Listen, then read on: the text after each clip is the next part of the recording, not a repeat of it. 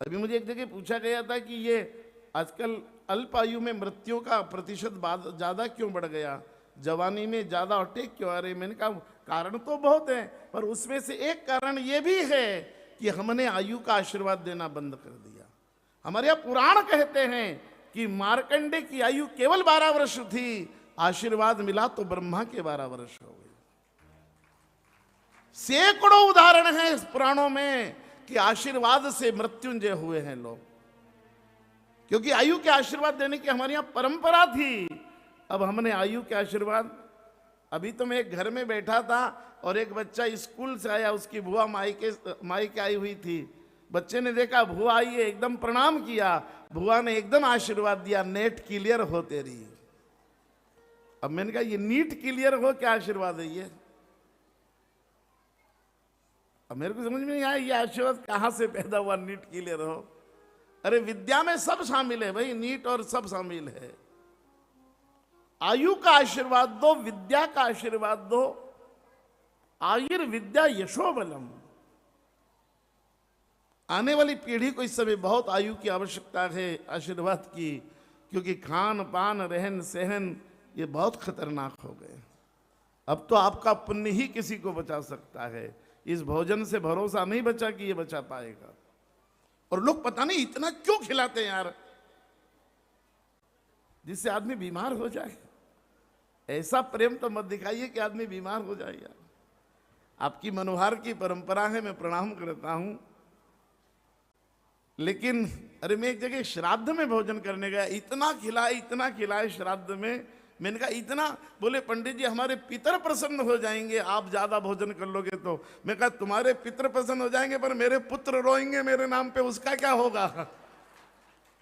तुम्हारे पितर तो प्रसन्न हो जाएंगे, लेकिन मैं चल बसा तो मेरे पुत्र रोएंगे। यार भैया दया करो यार। अब तो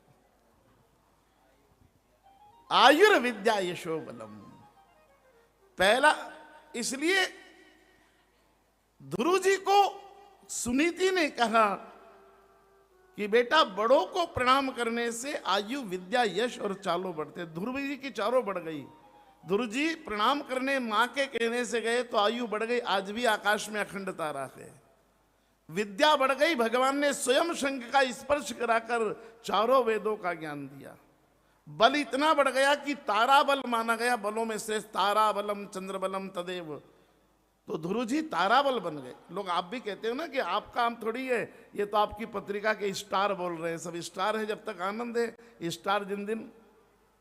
तो आदमी का बल नहीं होता, तारा बलम, ध्रुव जी तारा हो गए।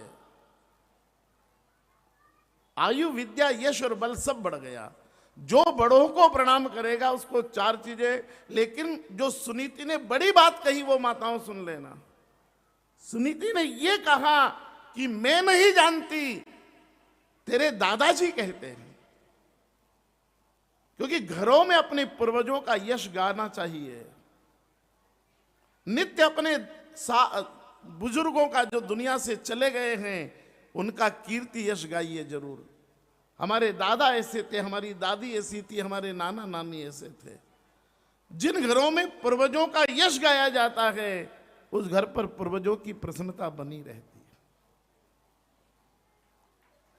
मेरी माँ तो दिन में 50 बार कहती थी कि माँ साहब ऐसा करती थी, तेरे दादाजी ऐसा करते थे, वो ऐसा। मेरी माँ के मुंह से अपनी सास का नाम कभी नहीं गया यार जीवन भर। इतनी अपनी सास के प्रति निष्ठा थी, अपने ससुर के प्रति निष्ठा थी। अपने पूर्वजों के प्रति निष्ठा रखोगे, पूर्वजों का यश अपने परिवार में गाओगे तो पितृ प्रसन्न रहेंगे। और यूं कहो कि मेरे तो किस्मत मुड़ गए कि मेरे पिताजी को यही देना थी क्या, मेरे को यही घर मिला था क्या, बोलो फिर उस घर के पितृ कितने प्रसन्न होंगे आप पे।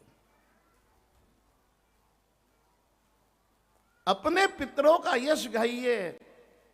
और आज के बच्चों से मैं पूछता हूं तो आईपीएल की सारे टीम और सारे टीम के कैप्टन के नाम बता देते हैं, अब तक के सारे प्रधानमंत्री और राष्ट्रपति के नाम बता देते हैं, वे सारी फिल्मों के हीरो हीरोइन के नाम बता दे। उनको नाम मालूम है कि शाहरुख खान की पत्नी का नाम गौरी है। उनसे मैं पूछूं तो वो गोविंदा की भी पत्नी का नाम बता दे, लेकिन मैं पूछूं तेरी परदादी का नाम बता दे तो बच्चा नहीं बता पाता।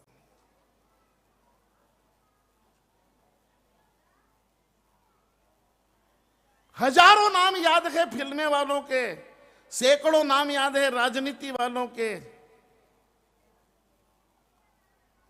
20 नाम है क्रिकेट वालों के याद, लेकिन जिसका खून हम में बहता है उन्हीं के नाम हमारे बच्चों को नाम मानने मालूम। क्या सिखाया आपने? जीके इसको कहते हैं क्या?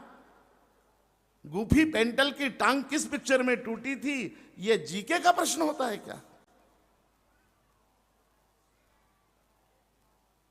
क्या पूछा जाना था और क्या इस पीढ़ी को सिखाया जाना था? जीके के नाम पर जो सत्यानाश मारा गया इस देश में, क्यों यह अनिवार्य नहीं किया गया कि प्रत्येक व्यक्ति को अपने परिवार की 7 पीढ़ियों के नाम याद होना चाहिए? क्यों नहीं याद अनिवार्य किया शिक्षा ने इसको? जब हम तर्पण करते हैं तो तर्पण में 72% के नाम लेना पड़ते हैं। गर्भ संहिता कहती है कि जो मेरे भीतर 5 लीटर 20 ग्राम खून है, ये 5 लीटर खून चुकंदर का नहीं है, गाजर से नहीं बना है, 7 पीढ़ी मेरे पिता की और 5 पीढ़ी मेरी मां की, इनका खून मेरे भीतर बहता है।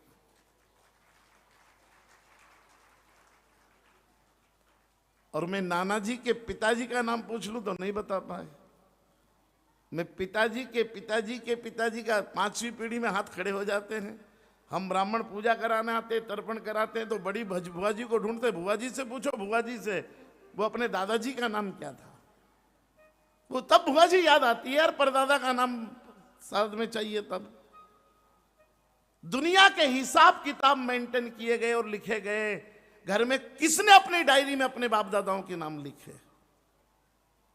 है किसी के पास अपने पूर्वजों के रिकॉर्ड? और है तो मैं प्रणाम करता हूं। इनसे 2 लाख लेना, इनसे 25 लाख लेना, वो तो डायरी में सब लिखे यार। किसी किताब में उनका भी तो नाम लिखो जिनका खून हमारी देह में बहता। आने वाली पीढ़ी को किताब सौंपना यार, ये मत सौंपना कि इनसे इतना लेना है, ये ले तू, इनसे वसूल लेना, मैं तो जा रहा हूं दुनिया से। देना वो किताब कि देख इनका खून हम में बहता है, इनको मत भूल जाना। बस देना वो किताब लिखकर अपनी पीढ़ियों की, अपने बच्चों को। और अगर अपने पितरों पर गौरव करना अगर राजस्थान नहीं सिखा पाया तो दुनिया में कौन सिखा पाएगा? जिनके गौरव के इतिहास से इतिहास के पन्ने भरे हों, वो धरती राजस्थान की है। पितरों पर तो गौरव करना राजस्थान को आता है। और इसलिए मेरी प्रार्थना है कि अपने बच्चों को सिखाइए अपने पूर्वजों के नाम। मुझे पता नहीं, किसी के घर जाऊं तो बच्चे को चॉकलेट देके ये बुलवाते हैं, बड़े बड़े पंडित जी, बेटा पंडित जी आए, सुना ट्विंकल ट्विंकल लिटिल स्टार। ये मानो बच्चा कविता सुना दे तो ऐसा लगा जैसे 4 वेद पढ़ दिया हो। मम्मी फूले नहीं समाती यार। मेरे बच्चे ने पंडित जी को ट्विंकल ट्विंकल लिटिल स्टार सुना दिया। क्या सिखाना था और